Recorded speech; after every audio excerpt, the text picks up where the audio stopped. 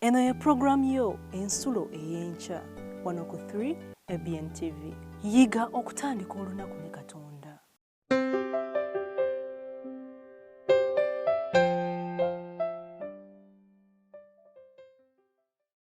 Mbakolinse ekisooka essula 12:31 olugamba bwe luti nti obanga mulya obanga munywa obanga mukola ekintu kyonna mukikolenga olw'ekitiibwa kya Katonda.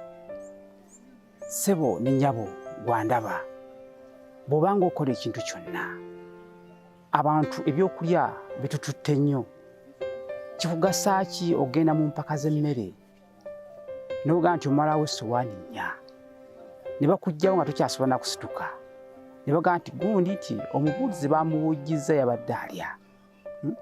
Kikugasa ki okugenda mu mpaka z'omwenge olw'okuba bataddewo emmoloka ez'okuwangula? Ekyo si kitiibwa kya Katonda. Tukole ekiweesa Katonda ekitiibwa olw'obulungi bwe. Mbaagala nnyo. Mukama waffe abeere nammwe. Musigale ku 3BN. Sigadde ndi omubuulizi Kayemba Godfrey.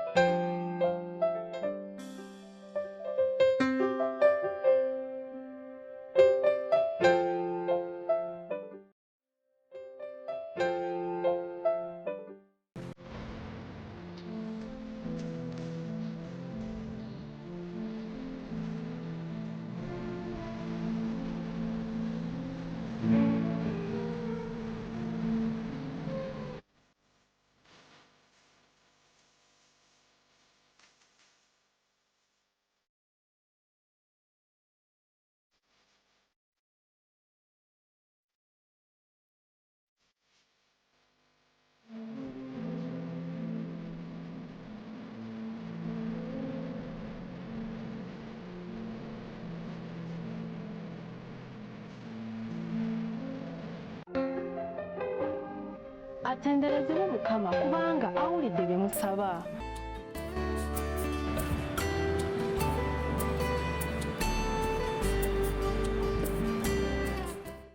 Weewaawo omwagalwa andaba ali ku TV yaffe eŋŋanzi era TV yo twala omukisa guno okulamusaako mu linnya egganzi erya Mukama waffe Yesu Kristo.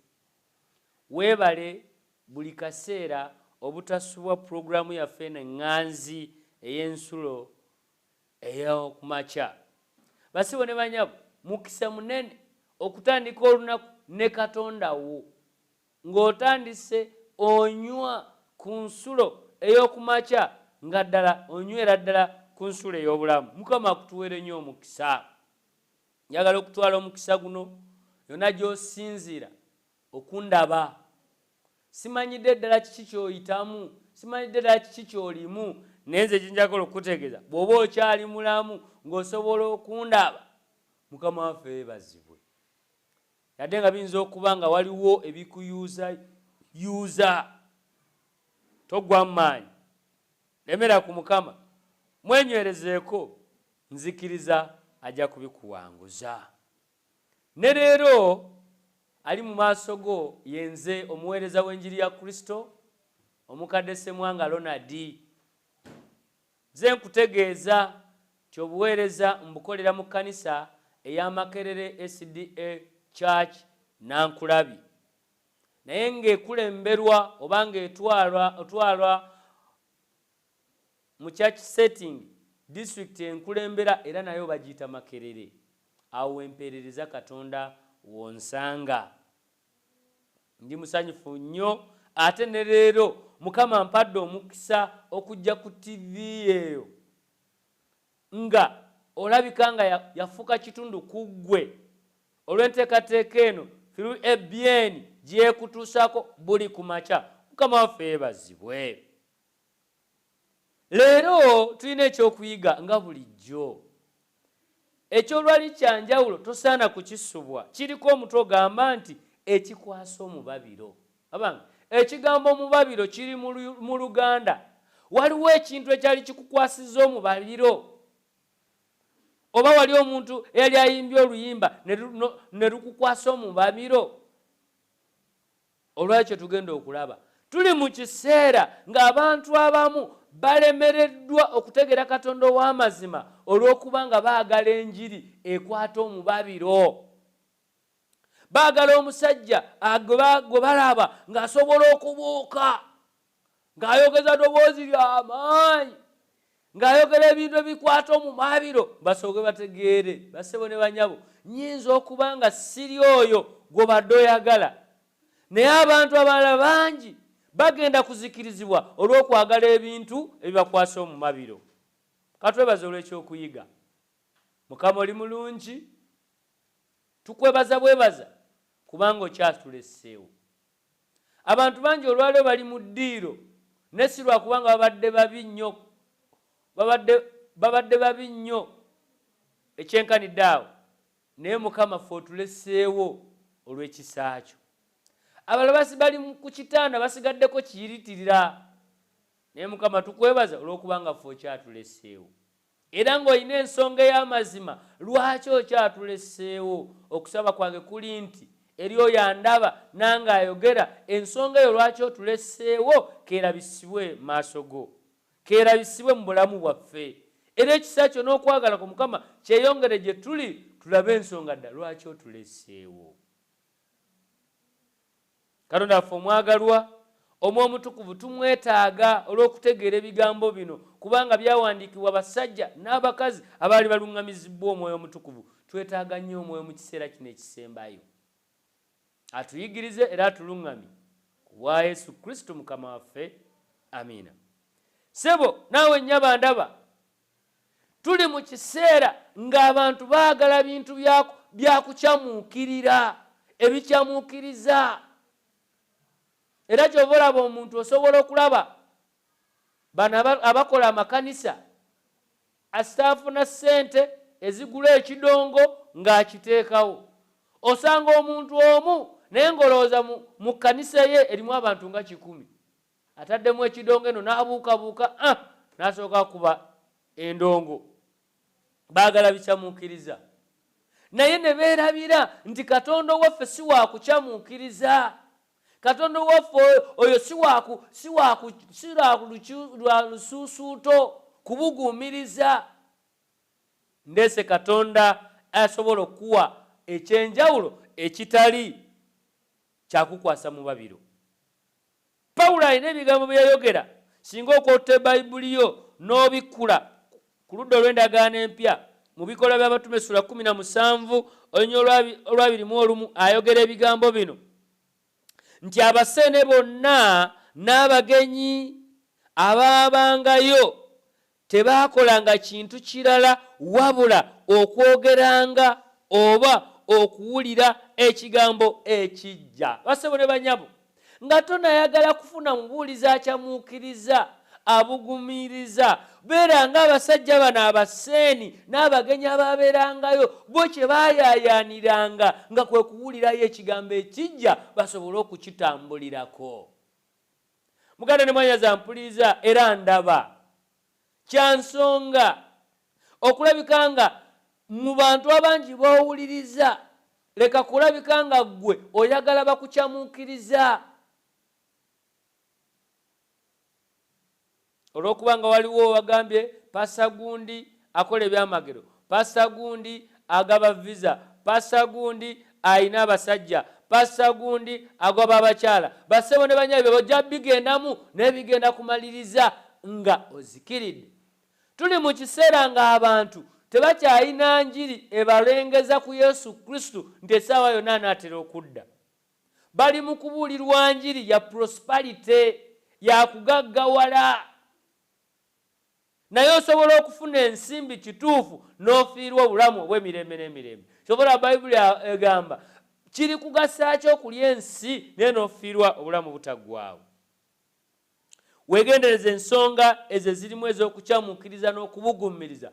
Bangi bagenda kumaliriza nga bazikiridde olw'okuba nga baagala ebintu ebigumi ebikwata omubabiro. Eri abamu basebo ne banyabo, Bayibuli si kyakwenyumiririza okuggyako nga mubaddemu engeri yonna ey'okunyolwa oba engeri ey'enjawulo ey'ensasagge okuva eyo eri abalala bwe bayigiriza. Abantu abamu Bayibuli batandise kugisoma nga baagala kubeera nga bannakatemba. Lumu nali ndi awo nga nina eyeeyita omusumba nga ndaba ayimba, naye no nga bw'ayimba naye ng'abantu bonna batunula ng'ayimba nnyimba z'abantu bansi, naye n'abantu bennyini omusumba n'abatuuza ku katebe nga balinga bagingidde theatre okulaba ebyemizannyo, nga musumba akola katemba mwereere, naye mwana tu setaani mubi ogenda okutunulira ekkanisa ye nga yonna ekubyeko. Era kyova olaba buli w'owulira, nze buli wempulira nga abantu bwebakulira ng'oyogera ku kigambo kya Katonda agamba musumba ye ekkanisa ye eriwa. Bassebo ne bannyabo, abo bonna abagamba nti balina ekkanisa ku nsi kuno, tegeera nti bagenda batwala mu kuzikirira. Omuntu yekka eyalina ekkanisa ku nsi kuno, kanisa ya Yesu Kristo. Omuntu okubeera n'ekkanisa ku nsi kuno oteekwa okusooka okufa ate n'ozuukira, kubanga ekkanisa ya Yesu Kristo yagifiirira na musaayi gwe musalaba e Gologoosa. Kyova olaba tulina bannabbi ab'obulimba, oli olufunayo ekyawandiikibwa kimu naye n'atandika ekkanisa. Ezo ekkanisa zigenda kutwala abantu mu Geyeena so si mu bwakabaka bwa Katonda. Era kyova olaba zijjuddemu bingi ebikyamuukiriza, ebisanyusa, era amakanisa agamu oyinza okugamba nti no cinema halls. Babeera mu biseera bya kubuguumirira, kukyamuukirira, kuba bidongo. Leero si kyojja olaba gye ndi.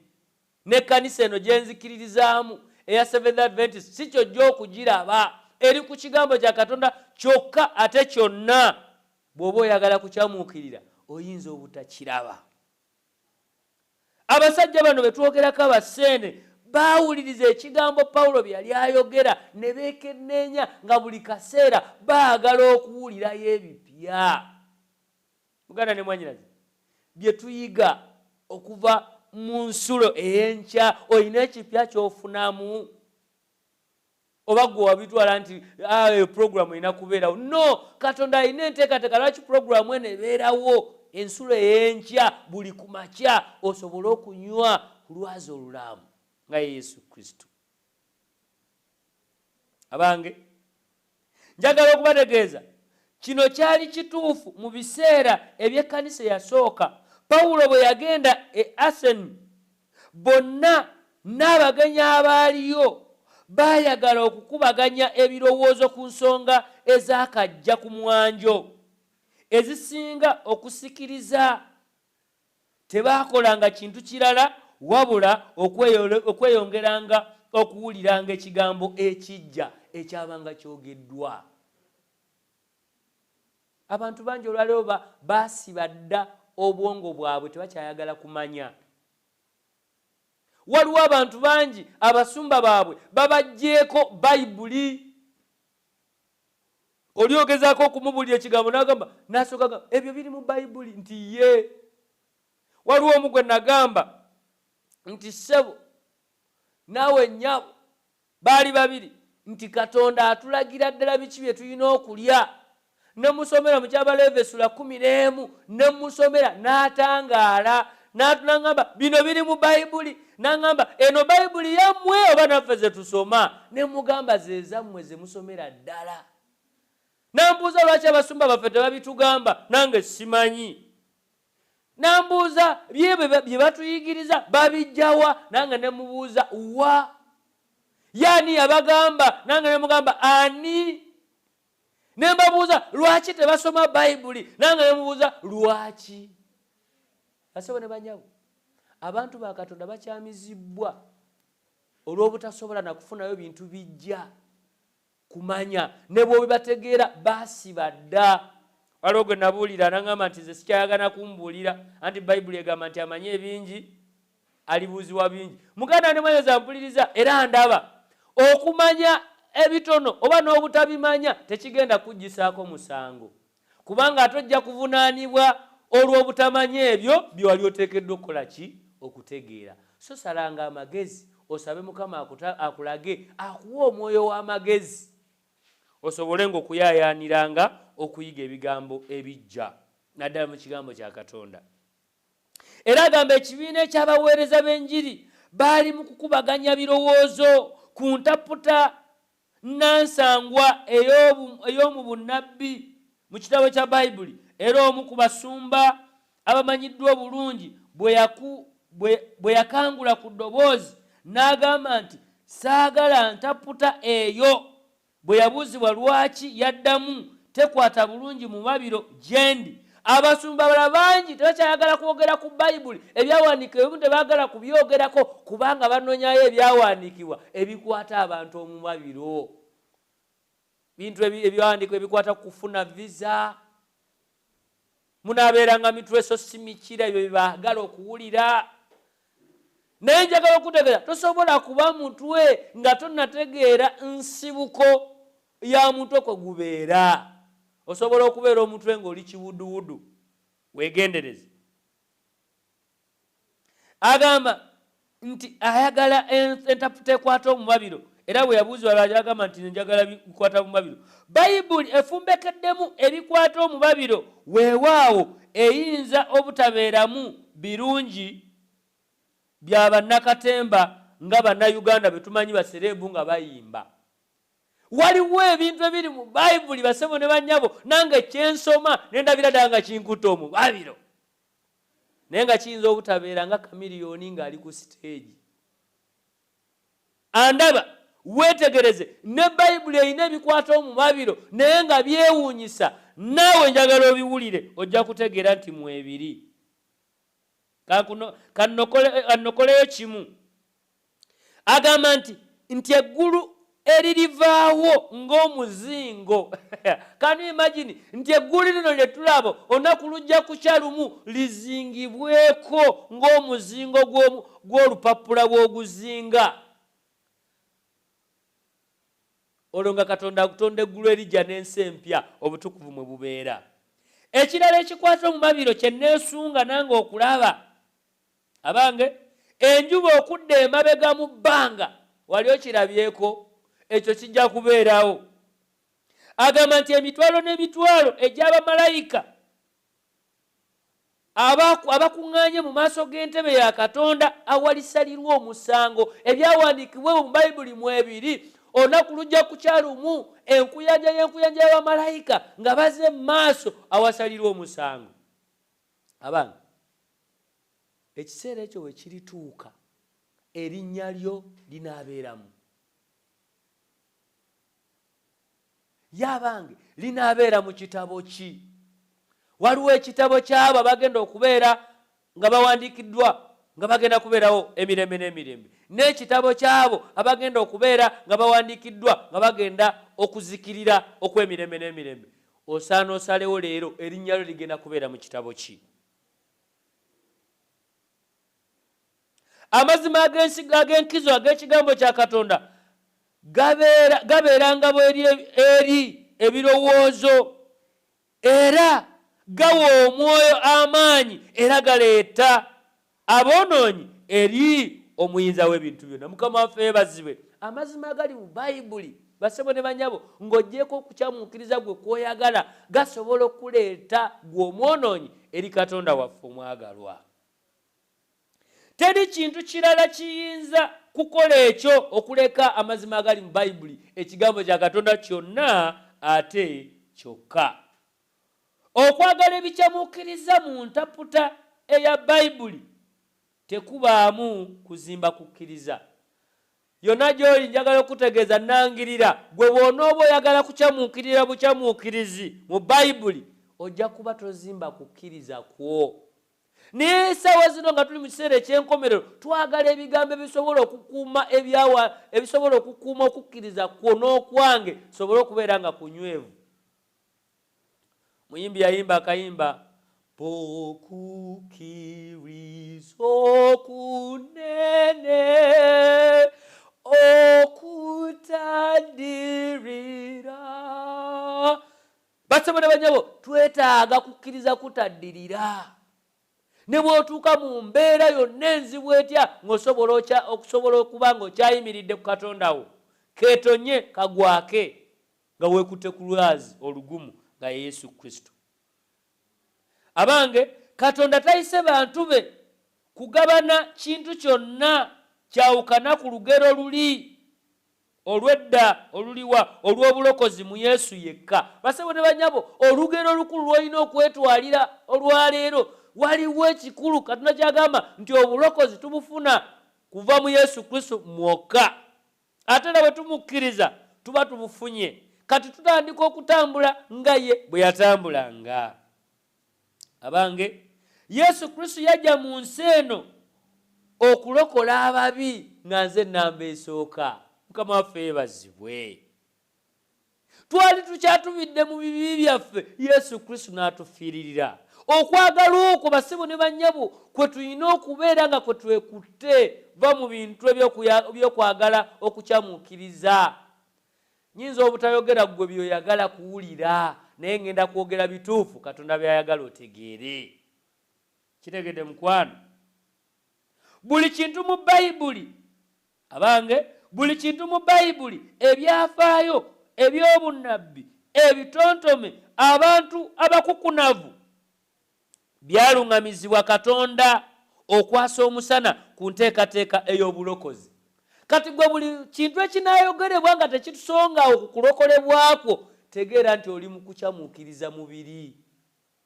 Naye nga Katonda ayagala tubeere n'essuubi ery'okulokola omwonoonyi. Naye ekyo kibeerawo nga tutegedde amakulu agali mu kukkiriza Yesu Kristo oyo eyatulokola. Era akugamba awatali kutunkana, nti awatali kutankana kwonna eriyo ebizuulibwa ebijja eri buli muntu mu Bayibuli. Mukama waffe yeebazibwe. Buli kaseera Katonda agenda ayolesa abaddu be n'abazaana be ebintu ebipya. Oluyinza okuba okuva lwe twatandika okutambula naawe, ebigambo byenzija enjogera naawe, oyinza okuba olina ebipya by'otegedde. Saa Mukama Katonda yeebazibwe.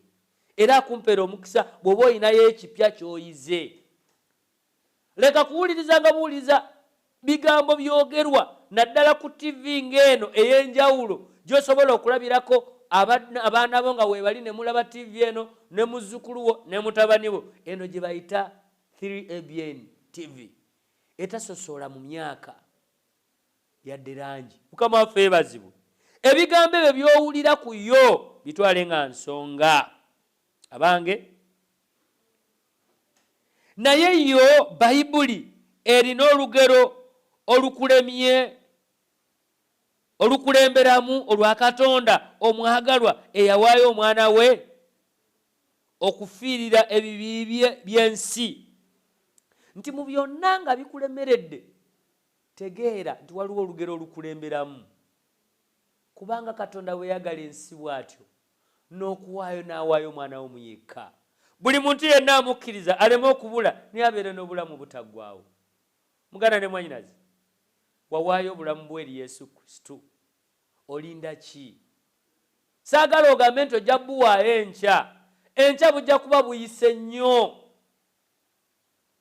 Nga bwe ne bugambe nti buli kaseera Katonda ateekateeka abaddu be n'abazaana be okujja okulabula olulo lw'omuntu. Ne leero nze njogedde okuva ku makya, naye ate n'omuddu wa Katonda gwe nagambye omusumba Ivan era agenda kusigala ng'anyweza ekiseera kyonna nga bwe nakujja nkunnyonnyola.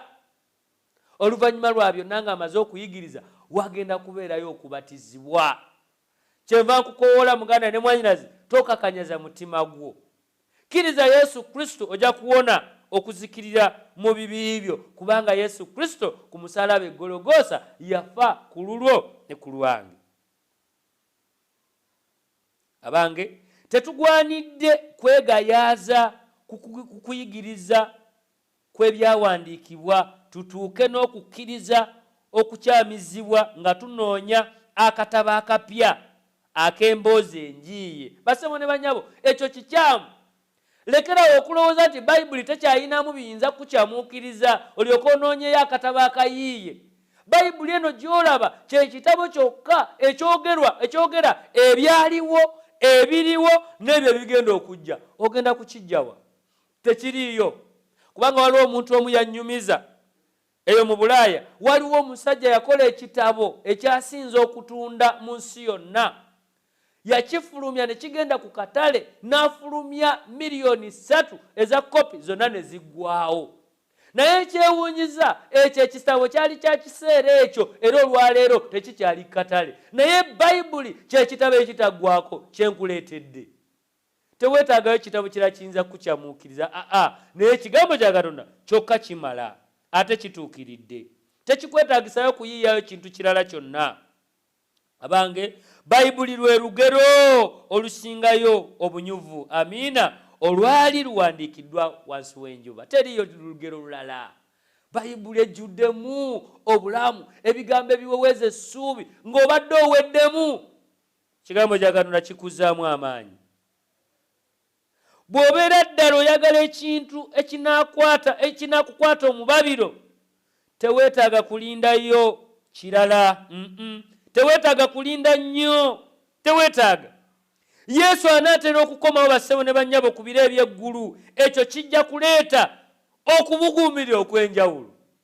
Bayibuli egamba nti nnengera eggulu erijja n'ensi empya obutukuvu mwe butuula.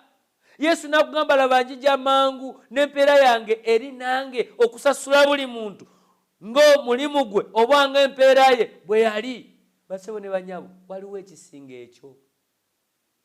Nti awangula ndimuwengule era ndimuwa okutuula wamu nange. Kati oyagala kubuguumirira kwenkana ki? Saba Mukama Katonda akumpeera omukisa muganda wange ng'oyongera okunyweza ekigambo kya Katonda, kubanga kye kyokka kirimu ebiyinza okuleetera ebbugumu, ate ng'ebbugumu eryo terikoma bukomi wano, wabula ly'ebbugumu erigenda okuyamba okutwala mu bwakabaka obw'omu ggulu ku bwa Yesu Kristo Mukama waffe. Amiina. Katwebaze. Katonda waffe omwagalwa, tukwebazizza kubanga nate oyogedde naffe ebigambo eby'essuubi. Oyongedde okutulaga nti ekyamazima nga tuli mu nsi muno tuleme kuyaayaanira bigambo birala, butabo bulala, busiddi obuyinza okutukyamuukiriza n'ebiyiiye ebirala. Twekwata ekigambo ky'okubanga kyokka kirimu olugero lulungi, nga n'olugero olwo kwe kutuukira ddala mu bulamu obw'emirembe n'emirembe.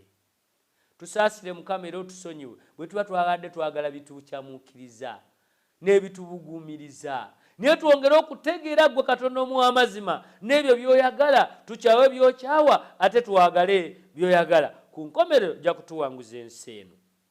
Ndeeta ekibiina ekinene Mukama kye mbadde njiga nakyo enkya olwaleero. Mukama, buli omu abaddeko muwe omukisa. Abadde atendewalidde Mukama, yimira wamu naye era ekisa kyo n'okwagalako byeyongere gy'ali. Katonda waffe omwagala, ebigambo bino bya mwoyo, byawandiikibwa abantu abaluŋŋamiziddwa Omwoyo Omutukuvu. Nsaba oyogere na buli musajja na mukazi awulidde ebigambo bino abitegere mu kutegeera kwe, era ekisa kyo n'okwagalako byeyongere gy'ali. Ogulumizibwe Mukama era otenderezebwe nnyo ennaku zonna.